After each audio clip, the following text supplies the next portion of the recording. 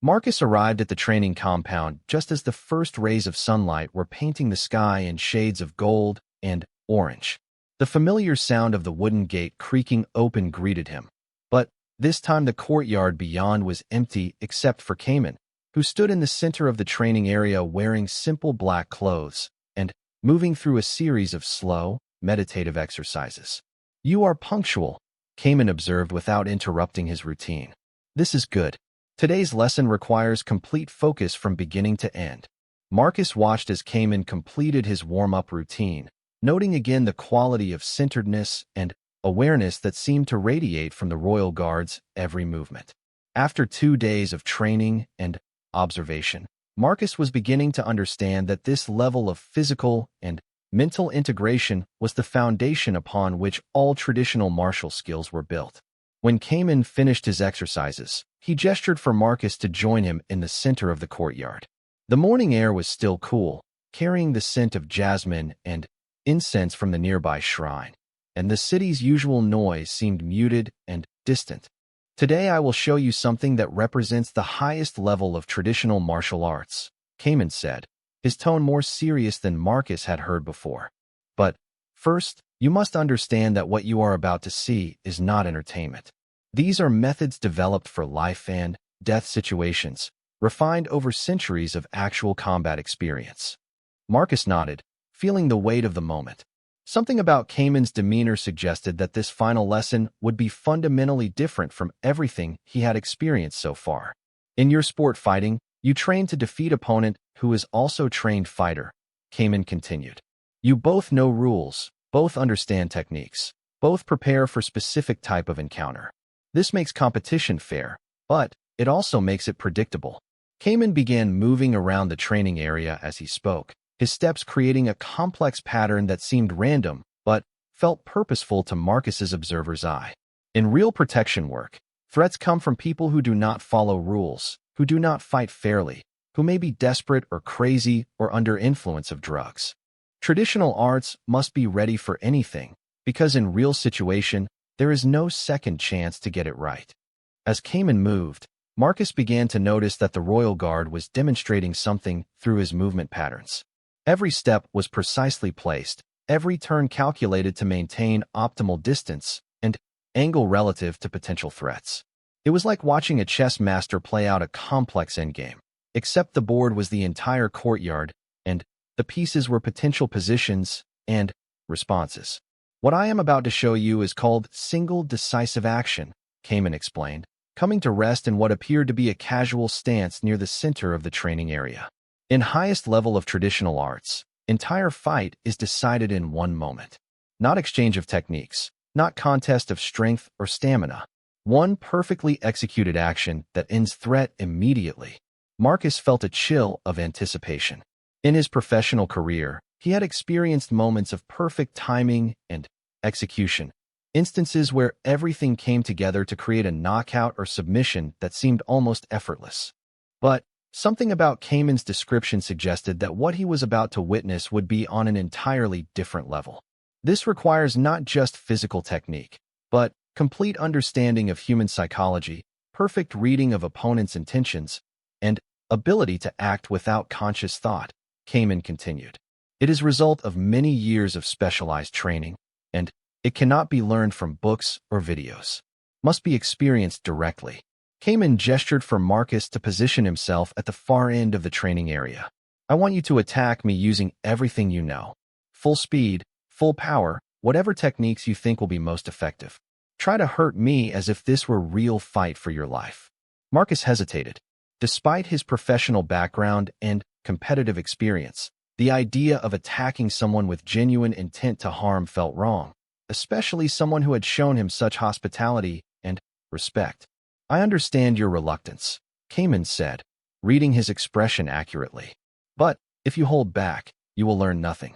Traditional techniques only reveal their true nature when faced with genuine threat. I am asking you to provide that threat." Still uncertain, Marcus asked, "Are you sure about this? I don't want to accidentally hurt you."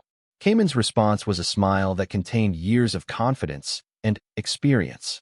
"You cannot hurt me unless I allow it. This is not arrogance, but simply result of training. Trust me, and trust yourself. Give me your best attack." Marcus took a deep breath and shifted into his fighting stance. Despite his reservations, he could feel his competitive instincts beginning to surface. He had been thoroughly outclassed during the previous days of training, and part of him was eager to show what he could do when fighting in his own style rather than trying to adapt to unfamiliar techniques. He began moving forward, closing the distance between himself and Cayman while looking for an opening to initiate his attack.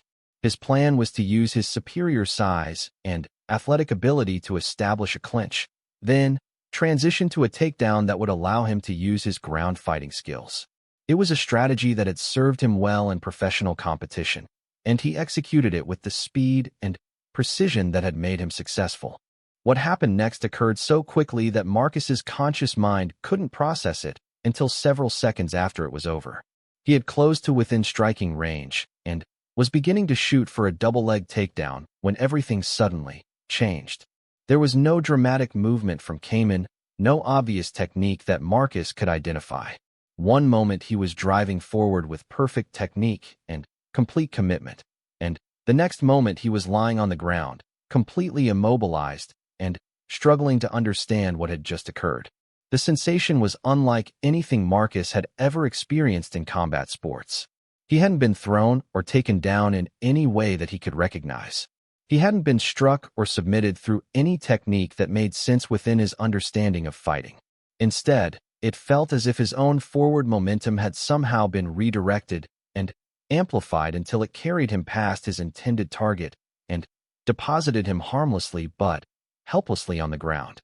Cayman stood exactly where he had been before Marcus's attack, his posture unchanged and his breathing completely normal. It was as if the entire encounter had required no effort on his part whatsoever. "This is what I wanted you to experience," Cayman said calmly, offering his hand to help Marcus back to his feet. "Single decisive action. Your attack was good, technically correct, and executed with proper speed and commitment. But it was based on assumptions about distance, timing, and physical laws that do not apply when facing someone trained in highest levels of traditional arts." Marcus accepted the assistance and stood up, his mind racing as he tried to understand what had just happened. His athletic background told him that what he had experienced was impossible, but the evidence was undeniable.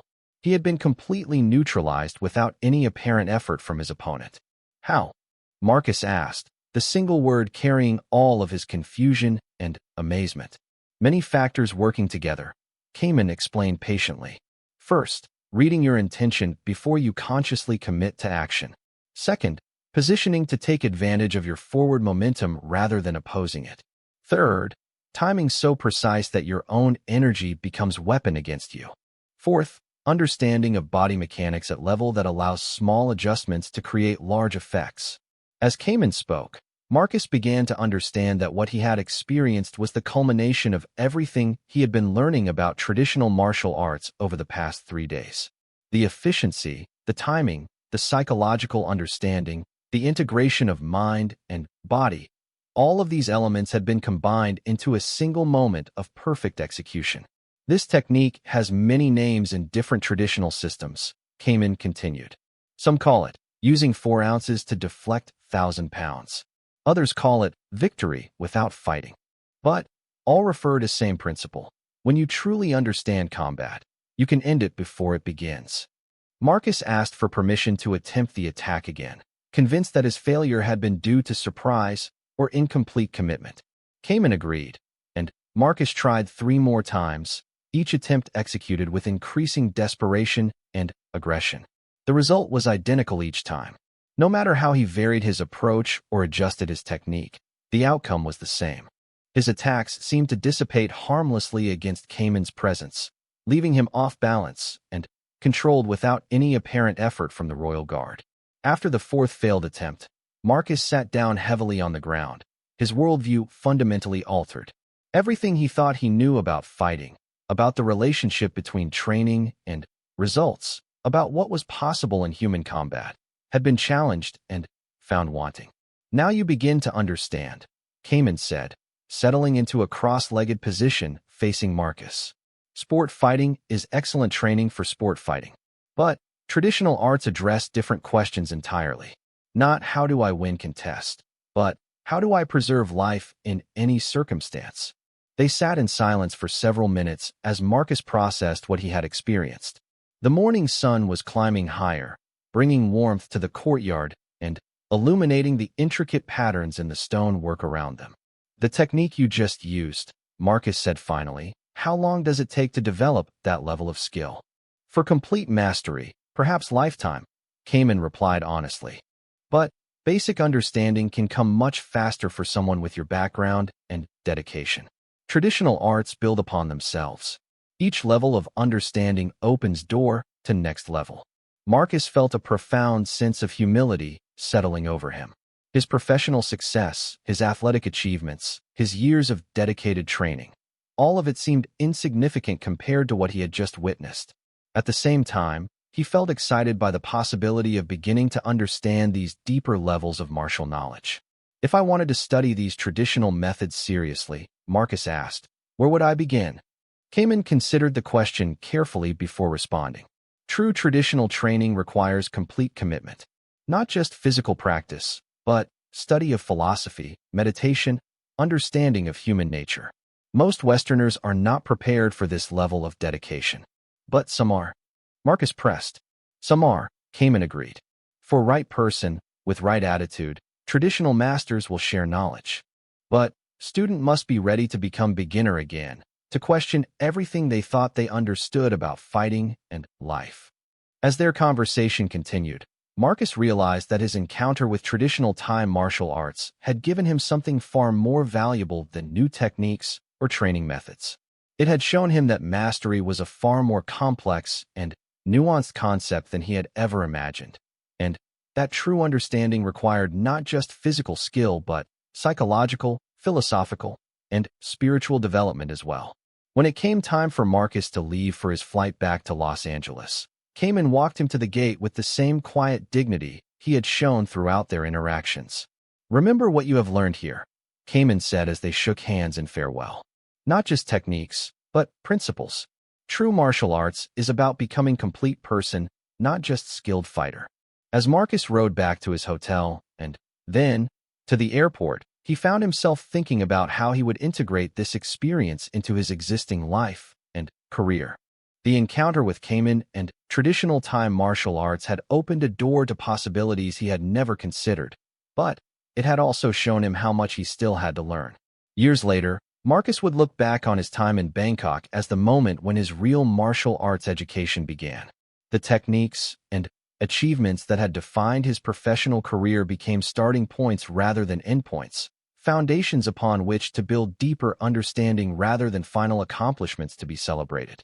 The single decisive action that had ended their encounter in less than 3 seconds would remain the most educational moment of Marcus's fighting career, not because it taught him new techniques, but because it showed him how vast and profound the martial arts could be when approached with the right spirit and dedication. Most importantly, it taught him that true mastery was not about defeating others, but about understanding oneself and developing the wisdom to resolve conflicts before they became violent. It was a lesson that would influence not just his training, but his entire approach to life. Marcus spent the rest of the day exploring Bangkok with a new sense of awareness, his mind constantly returning to the morning's training session. The experience had left him with more questions than answers, and he found himself observing people on the street with a different perspective, wondering how many of them might possess hidden depths of martial knowledge that weren't immediately apparent. That evening, he received an unexpected text message from Kamen inviting him to visit the Royal Guard training facility the following day. The message was brief and formal, but Marcus could read between the lines that this was an exceptional opportunity, not something typically offered to foreign civilians. Tomorrow is demonstration day for new recruits, the message read. You may observe if interested in seeing more advanced applications of traditional methods. Come to main gate at Palace Complex at 0800 hours. Marcus replied immediately, expressing his gratitude for the invitation and confirming that he would be there. He spent the evening researching what little information he could find about Royal Guard training programs, but most of the sources were either outdated or superficial. What he did discover suggested that these elite units underwent years of intensive preparation that went far beyond conventional military training.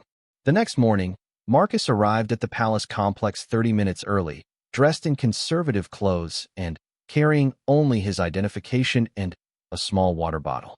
The same sense of anticipation that had preceded his first professional fight was building in his chest, though he wasn't entirely sure what he was anticipating. Cayman met him at the designated gate, this time dressed in training fatigues rather than his formal guard uniform. His demeanor was more serious than it had been during their previous encounters, and Marcus sensed that they were entering territory where protocol and tradition carried significant weight. "Today you will see demonstration of advanced guard techniques," Cayman explained as they walked through a series of security checkpoints. "These are methods we use for actual protection scenarios, not sport fighting. Some techniques may look simple, but they are a result of many years of specialized training." They entered a compound within the palace complex that Marcus hadn't seen during his tourist visit. The architecture was more functional than decorative, with buildings designed for training and practical use rather than ceremonial purposes. The centerpiece was a large courtyard with various training areas marked out on different types of surfaces, from packed earth to stone to grass. About 20 men were present, ranging from new recruits who looked to be barely out of their teens to seasoned veterans who moved with the unmistakable confidence of experts. All were dressed in identical training uniforms, but Marcus could immediately distinguish the different levels of experience based on how they carried themselves and interacted with the space around them. "Royal Guard training takes minimum 3 years, Cayman explained as they took positions at the edge of the training area. "First year is physical conditioning and basic techniques. Second year is advanced combat applications and weapons training. Third year is psychological preparation and scenario training. After that, only real experience can complete education." The demonstration began with basic techniques that looked similar to what Marcus had experienced during his training session the previous day. New recruits worked through fundamental movements under the watchful eyes of senior instructors, their efforts earnest but clearly still developing. Marcus could see the same principles of efficiency and centeredness that had challenged him, but applied with the systematic precision of military training. As the skill level of the demonstrators increased, Marcus began to see applications that went far beyond anything he had encountered in civilian martial arts. The advanced students moved with a fluidity and timing that made their techniques appear effortless, but Marcus's trained eye could detect the sophisticated biomechanics and psychological understanding that underlay their apparent simplicity. "In Royal Guard training, we must prepare for every possible scenario," one of the senior instructors explained to the group. "Protect dignitary and crowd, stop assassin with knife, neutralize threat without creating panic among civilians. Each situation requires different approach, but all based on same fundamental principles." The demonstration that followed was both educational and humbling. Marcus watched as guards practiced techniques for disarming attackers in confined spaces, subduing threats without causing injury that might create legal complications, and transitioning seamlessly between defensive and offensive actions depending on the evolving nature of a threat. What impressed Marcus most was the psychological component of the training. The guards were taught to read micro-expressions and body language, to identify potential threats before they became active, and to project an aura of quiet authority that discouraged aggressive behavior without appearing intimidating. It was a sophisticated blend of martial skill and human psychology that went far beyond physical techniques. "Would you like to participate in demonstration?" Cayman asked suddenly, appearing beside Marcus as the group prepared for the next phase of training. Marcus felt a surge of excitement mixed with nervousness. "I would be honored, but I don't want to disrupt your training program." "No disruption," Cayman assured him.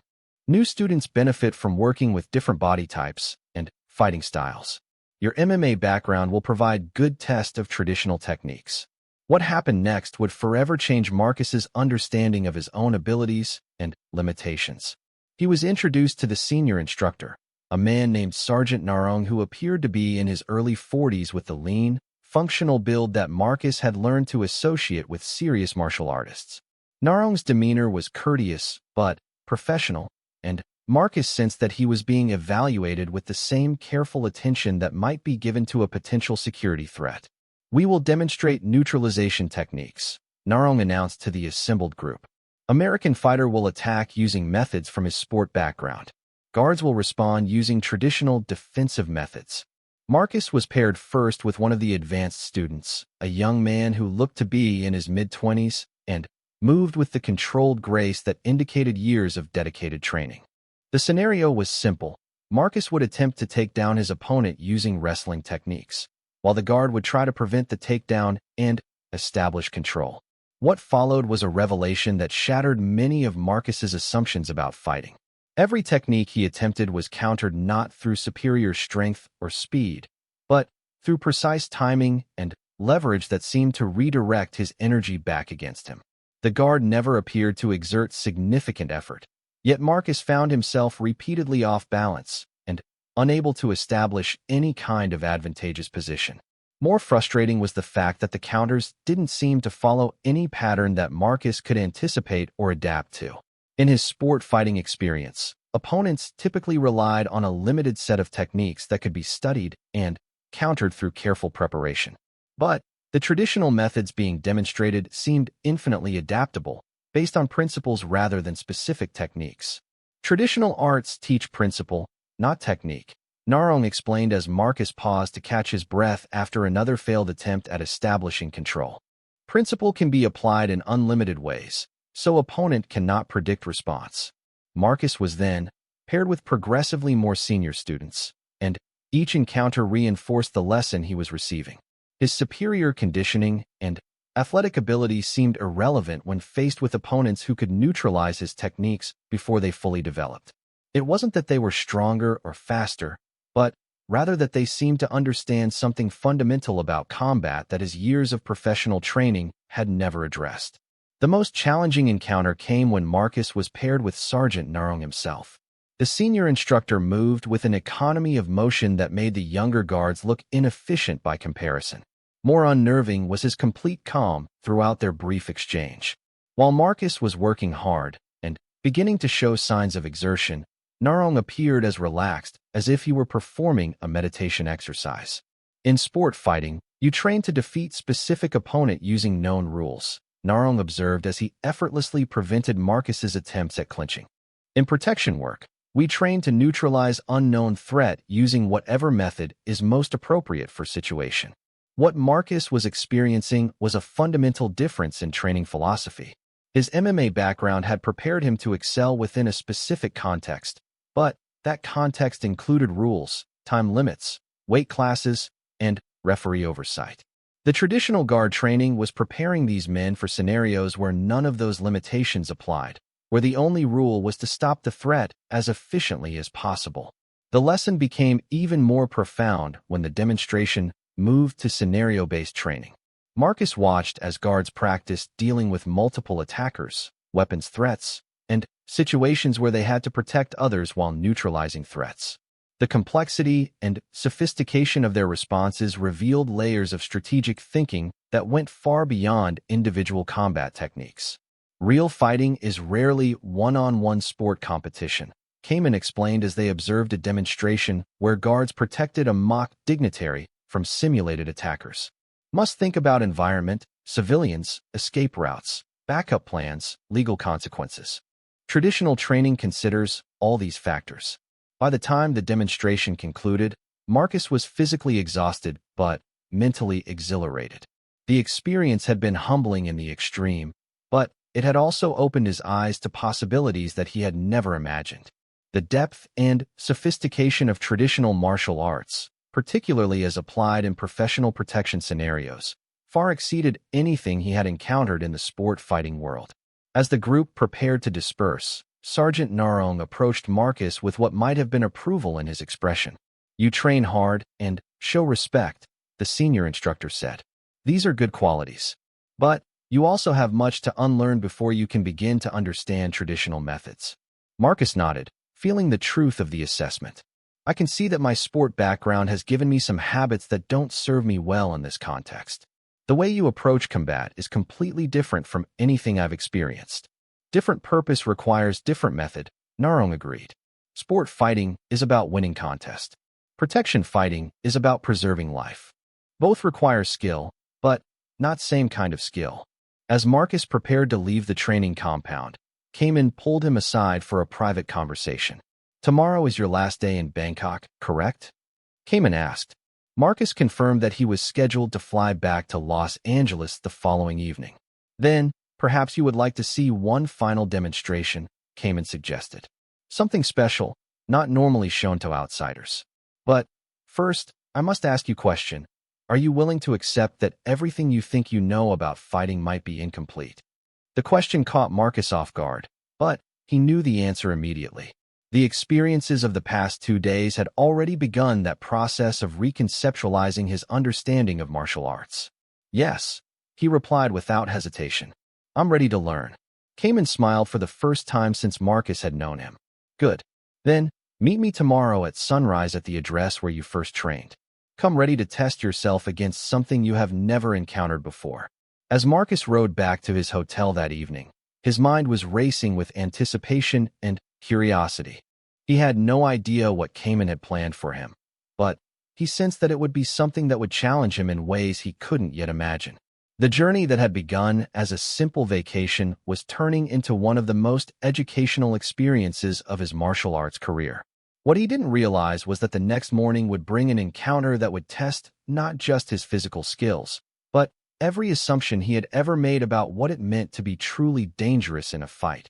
Marcus woke at 5 in the morning without needing an alarm, his body naturally adjusting to the early schedule that had been part of his routine for years. The address Cayman had given him was in a quieter part of Bangkok, away from the tourist areas and bustling commercial districts. According to the taxi driver who picked him up from the hotel, it was in an older neighborhood where traditional Thai architecture still dominated the landscape. The drive through the pre-dawn streets gave Marcus a different perspective on the city. Without the usual traffic and activity, Bangkok revealed a more peaceful character. Street vendors were just beginning to set up their stalls, and the first light of sunrise was painting the sky in soft shades of pink and gold. The air was cooler than it would be later in the day, carrying the scent of jasmine from the many gardens hidden behind compound walls. When the taxi turned onto the street where Cayman's training location was situated, Marcus immediately noticed the change in atmosphere. The buildings here were older, with traditional Thai architectural elements like steep pitched roofs and elaborate wooden carvings. Large trees lined the street, their canopies creating natural shade and giving the area an almost rural feeling despite being within the city limits. The address led to a compound surrounded by a high wall painted in traditional ochre and decorated with intricate patterns. A heavy wooden gate stood slightly ajar, and Marcus could hear the sound of voices and movement from within.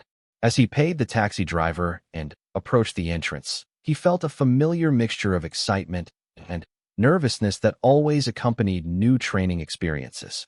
Cayman appeared at the gate just as Marcus reached it, as if he had been watching for his arrival. He was dressed in simple black training clothes that looked practical rather than stylish, and his demeanor was more relaxed than it had been during their encounter at the palace. "Welcome," Cayman said, gesturing for Marcus to enter the compound. "You are punctual. This is good sign." Inside the walls, Marcus found himself in a traditional Thai courtyard surrounded by several buildings. The ground was covered with intricately patterned stones, and a small shrine stood in one corner, decorated with fresh flowers and burning incense. The centerpiece of the space was a large open area that had clearly been designed for training, with a surface of packed earth that looked like it had been worn smooth by years of use. Several other men were already present, ranging in age from their early 20s to their 50s. What struck Marcus immediately was that none of them looked like typical gym athletes. They were lean rather than bulky, with the kind of functional muscle development that came from practical training rather than bodybuilding. More importantly, they all moved with the same quality of awareness and centeredness that he had observed in Cayman. Traditional Thai martial arts attract different type of person than modern sport fighting, Cayman explained as he led Marcus toward the group. These men train not for competition, but for mastery of self. Some are soldiers, some police, some teachers, but all serious students. The introductions were brief and formal, conducted in a mixture of Thai and English. Marcus was welcomed politely, but without the enthusiasm that often accompanied meeting a professional athlete. These men seemed more interested in his attitude and approach than in his credentials or record. He sensed that he was being evaluated, but not in the way he was accustomed to from his usual training environments. "Before we begin," Kamen said, "I must explain some things about training here. This is not like your American gym. Here, we train body, mind, and spirit together. Every technique has many layers of meaning. Physical movement is just beginning." Kamen gestured toward the shrine in the corner of the courtyard. "We begin with respect, not just for teachers, but for knowledge itself. These arts are very old, passed down through many generations. We are temporary students, but knowledge is eternal." The group gathered in front of the shrine for a brief ceremony that Marcus didn't fully understand but found deeply moving. The men stood in silence for several minutes, and Marcus could feel a quality of reverence and focus that was completely different from the energetic atmosphere of his usual training sessions. When the ceremony concluded, he felt as if the group had somehow become unified in purpose, ready to engage in training with complete dedication. "Now we begin with foundation work," Kamen announced. "In traditional arts, everything builds from basic principles. Without strong foundation, advanced techniques are just dancing." What followed was unlike any warm-up routine Marcus had experienced. Instead of conventional stretching and cardio exercises, the group engaged in movements that seemed to blend martial arts techniques with meditation and breathing exercises. Each movement was performed slowly and with complete attention to detail, as if it were a form of moving prayer. Marcus found himself struggling to keep up, not because the movements were physically demanding, but because they required a level of mental focus and body awareness that he wasn't accustomed to. In his usual training, he could rely on muscle memory and athletic ability to carry him through warm-up routines. Here, every movement demanded conscious attention and precise control. "You are trying too hard," Kamen observed, moving to stand beside Marcus as the group continued through the routine. "In America, you train with force and effort. Here, we train with awareness and flow. Same result, but different path." As the session progressed, Marcus began to understand what Kamen meant. The other students moved with an economy of motion that was both relaxed and powerful. They seemed to accomplish more with less effort, finding efficiency through precise technique rather than raw strength. It was a fundamentally different approach to physical training than anything Marcus had encountered. After nearly an hour of foundation work, the group moved on to partner exercises. Marcus was paired with a man named Somchai, who appeared to be in his 40s and had the weathered hands of someone who worked with them for a living. Despite his unassuming appearance, Somchai moved with a fluidity and timing that immediately caught Marcus's attention. The exercise was simple in concept, but challenging in execution. The partners took turns attacking and defending, with the defender trying to neutralize the attack using the minimum amount of force necessary. The goal was not to dominate or overpower, but to redirect and control, using the attacker's energy against them. Marcus's first attempts were clumsy and ineffective. His instincts from years of competitive fighting told him to meet force with force, to establish dominance through superior technique and conditioning. But every time he tried to muscle his way through the exercise, Somchai seemed to simply disappear, leaving Marcus off balance and grasping at air. "You fight like you are in cage with rules and referee," Kamen commented, watching Marcus's frustrated efforts. "Here, we train for real situation. No rules, no time limit, no second chance. Must be efficient or die." The blunt assessment stung, but Marcus recognized the truth in it. His fighting style had been developed specifically for sport competition, with its controlled environment and regulated conditions.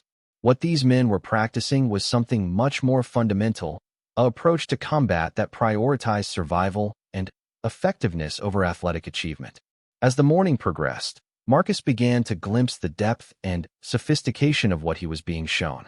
The techniques appeared simple on the surface, but they were based on principles of leverage, timing, and psychological understanding that had been refined over centuries. Every movement served multiple purposes, and Every technique could be adapted to countless different situations. More challenging than the physical aspects was the mental framework that underlay everything. Marcus was accustomed to thinking about fighting in terms of strategies and tactics, moves and countermoves. But the traditional Thai approach seemed to emphasize something more intuitive, a way of responding to threats that bypassed conscious thought and relied on deeply ingrained principles. In competition, you have time to think and plan, Kamen explained during a brief rest period. In real fighting, thinking is too slow. Must train until body knows what to do without mind telling it. By the time the session concluded, Marcus was physically exhausted in a way that surprised him. He was in excellent condition and accustomed to intense training, but the sustained mental focus required by the traditional exercises had been draining in a completely different way. More importantly, he was beginning to realize how much he didn't know about martial arts, despite his professional success. As the group dispersed, several of the students approached Marcus to thank him for training with them. Their courtesy was genuine but reserved, and he sensed that he had been evaluated and found to be sincere in his interest, if lacking in understanding. It was a humbling experience, but also an exciting one. For the first time in years, Marcus felt like a genuine beginner, with vast territories of knowledge waiting to be explored. "You did well for first time," Kamen said as they walked toward the gate. "But you have much to unlearn before you can begin to learn. American fighting is very good for sport, but sometimes habits from sport get in way of real understanding." Marcus nodded, feeling the truth of the observation. "I can see that I've been thinking about this all wrong. What you're teaching here, it's not just a different set of techniques. It's a completely different way of approaching combat. Different way of approaching life," Kamen corrected gently. "Fighting is just a small part of complete martial art. True warrior is not someone who wins many fights, but someone who avoids fighting while remaining ready for anything." As Marcus climbed into the taxi for the ride back to his hotel, he found himself replaying the morning's experiences in his mind. Every assumption he had made about his own skill level had been gently but thoroughly challenged. The men he had trained with possessed a quality of martial ability that transcended anything he had encountered in professional fighting. Yet they approached their training with a humility and respect that was completely different from the competitive atmosphere he was used to. That afternoon, as he rested in his hotel room and nursed the subtle aches that came from using his body in unfamiliar ways, Marcus reflected on what he had learned. The experience had given him a new perspective on his own fighting career and training methods. He realized that while he had become very skilled within the context of sport fighting, there were entire dimensions of martial knowledge that he had never explored. More intriguingly, Kamen had mentioned that what Marcus had experienced was just an introduction to the traditional arts.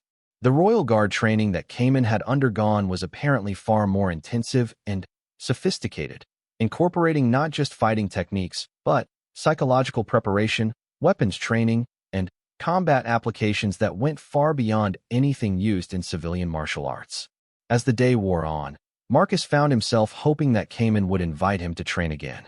The experience had been challenging and humbling, but it had also reawakened a hunger for learning that he thought he had lost.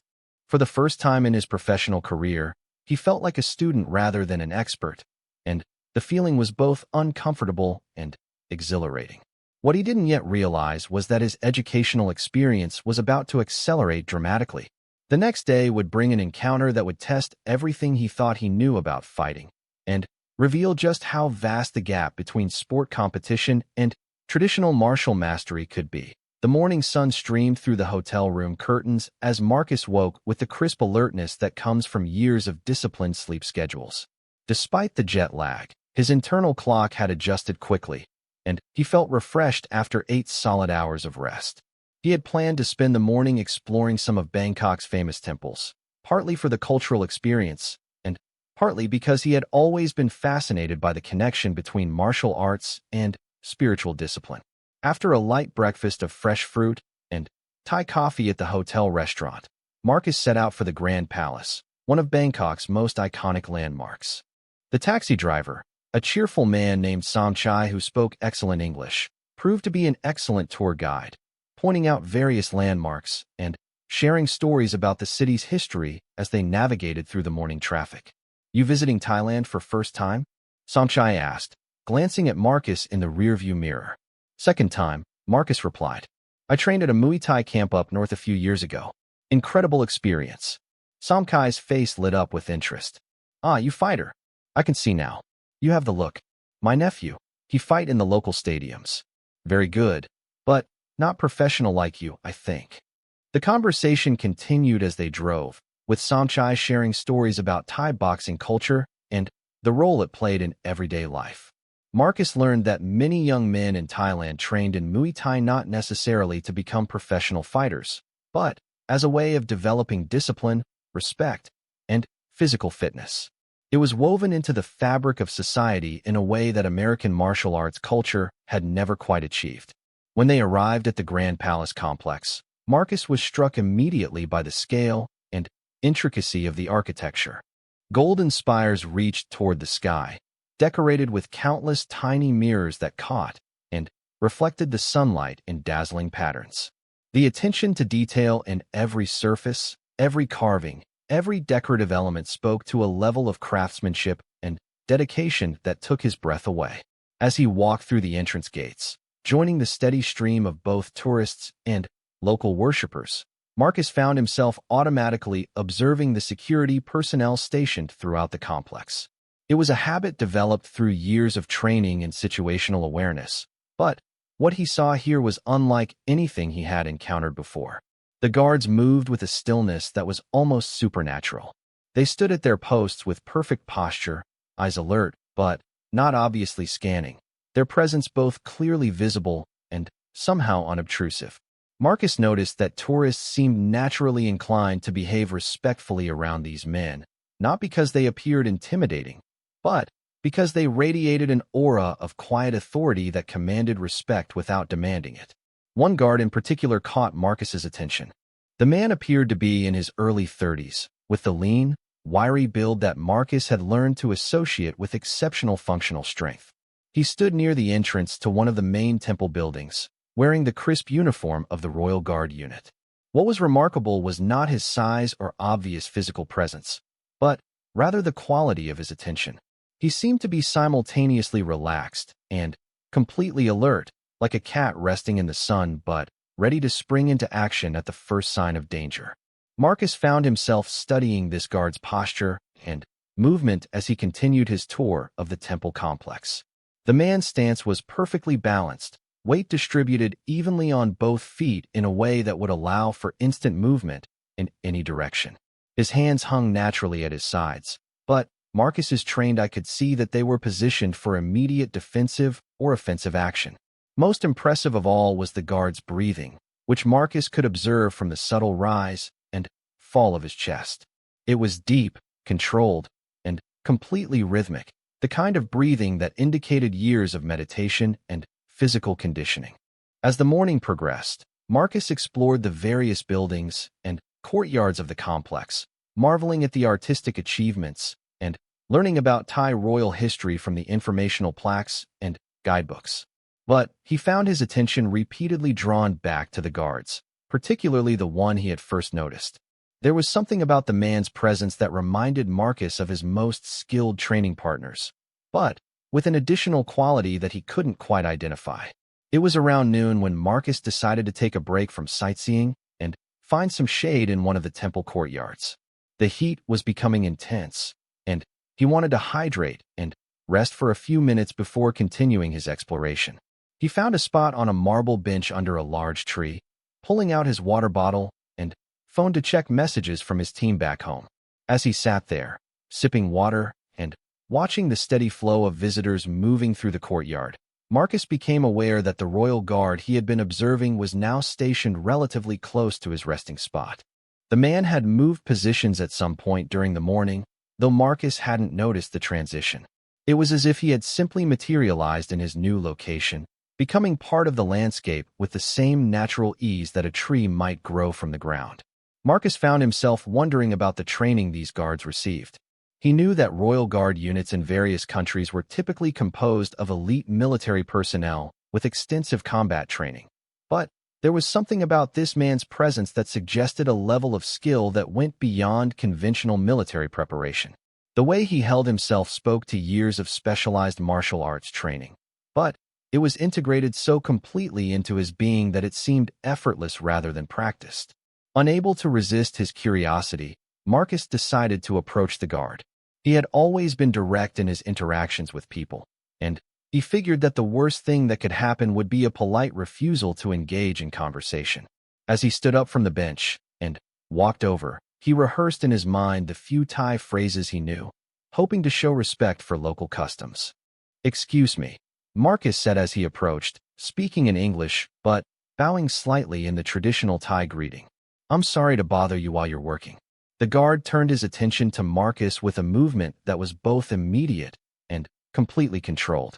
His eyes met Marcus's directly, and for a moment, Marcus felt as if he was being evaluated by someone with an extraordinary depth of experience. The guard's expression remained neutral and professional, but there was an intelligence in his gaze that indicated he was taking in far more information than most people would notice. "No problem," the guard replied in accented but clear English. "How can I help you?" Marcus was surprised by the response. He had expected either a language barrier or a polite dismissal based on security protocols. Instead, the man seemed genuinely willing to engage in conversation, though his posture remained alert and ready. "I'm visiting from America," Marcus explained. "I'm a professional fighter, and I couldn't help but notice the way you carry yourself. I've trained with a lot of martial artists over the years, and I can recognize someone with serious skill. I was curious about the training that Royal Guards receive here." The guard's expression shifted slightly, showing what might have been the beginning of a smile. "You have good eye," he said. "Most tourists, they see uniform and think soldier. But you see something different." "I see someone who knows how to move," Marcus replied honestly. "I see balance, awareness, and the kind of centeredness that comes from years of dedicated training. I'm always interested in learning from people who have achieved that level of skill." For a few moments, the two men stood in the courtyard looking at each other with the mutual recognition that sometimes occurs between practitioners of combat arts. It was a wordless acknowledgement of shared understanding about the dedication and sacrifice required to develop real martial skill. "My name is Cayman," the guard said finally. "I have been Royal Guard for 8 years. Before that, I trained many years in traditional Thai fighting arts. Not just Muay Thai, but older styles. Very old." Marcus introduced himself and briefly explained his background in mixed martial arts, mentioning his previous training experience in Thailand and his respect for Thai fighting traditions. As they talked, he began to understand that Cayman represented something quite different from the modern athletic approach to martial arts that dominated his own experience. "In America, we train for competition," Marcus explained. "Everything is about winning fights, getting better results, improving performance. It's very goal-oriented and systematic." Cayman nodded thoughtfully. "Here, we train for different purpose. Guard training is about protection, about being ready for anything, anytime, but also about becoming a complete person. Body, mind, spirit all must be strong together." The conversation continued for several more minutes, with Cayman explaining some of the philosophical foundations that underlay traditional Thai martial training. Marcus found himself fascinated by the differences between this approach and his own athletic background, where his training had always been focused on measurable improvement and competitive advantage. Cayman described a more holistic system aimed at developing not just fighting ability, but overall human development. "Maybe you would like to see traditional training sometime," Cayman suggested as their conversation began to wind down.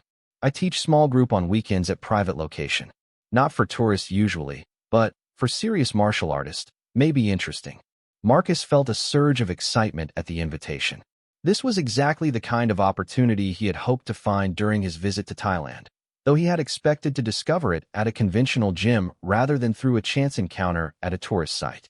"I would be very honored," Marcus replied. "When and where?" Cayman pulled a small piece of paper from his pocket and wrote down an address in both Thai script and English, along with the time. "Tomorrow morning, early. Sunrise training is best training. But I must warn you, this is not like gym training you know in America. This is traditional way. Very different." As Marcus took the paper and tucked it carefully into his wallet, He felt the familiar anticipation that always came before a new training experience. He had no way of knowing that this simple exchange would lead to the most educational and humbling experience of his martial arts career. The afternoon sun was beginning to cast longer shadows across the temple courtyard as their conversation concluded. Kamen returned to his professional duties with the same seamless transition that Marcus had observed earlier, becoming once again the perfectly positioned guardian whose attention encompassed everything within his sphere of responsibility. As Marcus walked away, continuing his exploration of the Grand Palace complex, he found himself thinking about the invitation he had received. There had been something in Kamen's manner, a quiet confidence and depth of knowledge, that suggested this weekend training session would be unlike anything he had experienced before. The guard had mentioned traditional Thai fighting arts that predated modern Muay Thai, systems that had been developed not for sport but for actual combat and personal protection. That evening, back at his hotel, Marcus spent time researching what he could find about traditional Thai martial arts online. He learned about ancient systems like Krabi Krabong, which incorporated weapons training, and Muay Baran, the predecessor to modern Muay Thai that included techniques too dangerous for contemporary sport fighting. But most of what he found was academic rather than practical, descriptions of techniques, and history rather than insight into how these arts were actually practiced by serious students. As he prepared for bed that night, Marcus felt the familiar pre-training excitement that had driven him since childhood. Tomorrow would bring new knowledge, new challenges, and the opportunity to test his skills against a different approach to martial arts. He had no way of anticipating that it would also bring a lesson in humility that would forever change his understanding of what it meant to be truly skilled in combat. Marcus Rodriguez stepped off the plane at Bangkok's Suvarnabhumi airport with the confidence of a man who had never met his match. At 28 years old, he stood 6 feet tall with the lean, muscular build that came from years of dedicated training. His arms bore the subtle scars of countless sparring sessions, and his hands, even relaxed, held the calloused evidence of a fighter who took his craft seriously. The humid Thai air hit him like a wave as he walked through the terminal, his gym bag slung over one shoulder, and his phone already buzzing with messages from his team back in Los Angeles. The trip to Thailand wasn't supposed to be about fighting. Marcus had just finished a grueling training camp that led to his most recent victory, a first-round knockout that had left his opponent unconscious for nearly 5 minutes. The fight had been so one-sided that even the commentators had run out of things to say by the time the referee stepped in. His manager, Danny Chun, had insisted that Marcus take some time off before they started planning the next bout. "You need to decompress, man," Danny had said, scrolling through potential opponents on his tablet. "Go somewhere nice. Thailand's beautiful this time of year. Train at some of those legendary camps if you want, but mostly just relax. You've earned it." Marcus had agreed, though relaxation had never come easily to him. Even as a child growing up in East Los Angeles, he had been restless, always looking for the next challenge. His mother, Elena, used to joke that he had been born with his fists clenched. It wasn't aggression exactly, but rather an insatiable need to test himself against whatever the world could throw at him. That drive had served him well in the professional fighting world. Marcus had started training in Brazilian Jiu-Jitsu when he was 14, after watching a UFC fight that had left him mesmerized by the technical precision of ground fighting. Within 2 years, he had earned his blue belt and was already competing in local tournaments. Boxing came next, followed by Muay Thai, wrestling, and eventually the complete mixed martial arts training that would define his professional career. By the time he turned professional at 22, Marcus had developed a fighting style that was both calculated and devastating. He studied his opponents with the intensity of a chess master, identifying weaknesses and exploiting them with surgical precision. His coaches often said he had an almost supernatural ability to read an opponent's intentions before they even knew what they were going to do themselves. The taxi ride from the airport to his hotel in downtown Bangkok gave Marcus his first real look at the city. The streets buzzed with energy even in the late afternoon heat. Motorcycles weaved between cars with a fluidity that seemed to defy physics, while street vendors sold everything from fresh fruit to handmade crafts. The smell of cooking food mixed with exhaust, and the occasional whiff of incense from the many temples that dotted the cityscape. Marcus had been to Thailand once before, 3 years earlier for a training camp at one of the famous Muay Thai gyms in the northern mountains. That experience had been transformative, teaching him subtleties about clinch work and knee strikes that had immediately improved his fighting. The Thai trainers had been impressed with his dedication and natural ability, but they had also taught him something unexpected about patience and timing that went beyond mere technique. Farong learns fast, one of the older trainers had told him, using the Thai word for foreigner. But still fights like American. All power, not enough mind. The comment had stuck with Marcus long after he returned to the United States. He had spent months analyzing his own fighting style, working to incorporate more tactical thinking into his approach. The results had been immediate and dramatic. His last 5 fights had all ended in the first round, each victory coming from a perfectly timed combination that his opponents simply hadn't seen coming. Now, as the taxi pulled up to the luxurious hotel where he would be staying, Marcus felt that familiar itch for competition beginning to surface. The plan was to spend a week in Bangkok, visiting temples and markets, maybe taking a cooking class or two. But he had also packed his training gear, just in case he decided to visit one of the local gyms. The hotel lobby was a study in modern elegance mixed with traditional Thai design. Golden Buddha statues stood alongside contemporary art pieces, while the staff moved with a grace and efficiency that spoke to years of hospitality training. Marcus checked in quickly, his limited Thai drawing approving smiles from the desk staff, who seemed impressed that a foreign visitor had bothered to learn even basic phrases. His room on the 15th floor offered a spectacular view of the city sprawling out toward the horizon. The sun was beginning to set, painting the sky in shades of orange and purple that reflected off the countless glass buildings and traditional golden temple spires. Marcus stood at the window for several minutes, watching the organized chaos of traffic below while thinking about his next move. The jet lag was beginning to hit, but he was too wired to sleep. Instead, he unpacked his bags methodically, hanging up clothes and organizing his training gear. As he did, he found himself thinking about what the old Muay Thai trainer had said about fighting with the mind instead of just power. It was a lesson he thought he had learned, but something about being back in Thailand made him wonder if there were deeper levels of understanding he had yet to discover. That evening, Marcus decided to take a walk around the neighborhood surrounding his hotel. The streets came alive after dark in a way that was uniquely Southeast Asian. Night markets sprang up seemingly from nowhere, vendors wheeling carts into position with practiced efficiency. The air filled with the sounds of sizzling woks, friendly bargaining, and the gentle chiming of temple bells carried on the warm breeze. As he wandered through the crowded streets, Marcus found himself paying attention to the people around him in a way that was both professional habit and genuine curiosity. Years of studying opponents had made him naturally observant of how people moved, carried themselves, and interacted with their environment. What struck him about many of the Thai people he observed was a quality of centeredness that seemed to come from some deep well of inner calm. It was particularly noticeable in the older men he saw, many of whom moved with an economy of motion that reminded him of his most experienced training partners. There was no wasted energy, no unnecessary tension. Even something as simple as a vendor arranging fruit on his cart was done with a kind of meditative precision that Marcus found fascinating.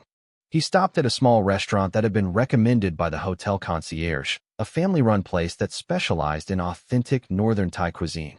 The owner, a woman in her 50s with kind eyes and hands weathered by years of cooking, seemed to recognize something in Marcus immediately. "You fighter," she said in heavily accented English, not really asking a question.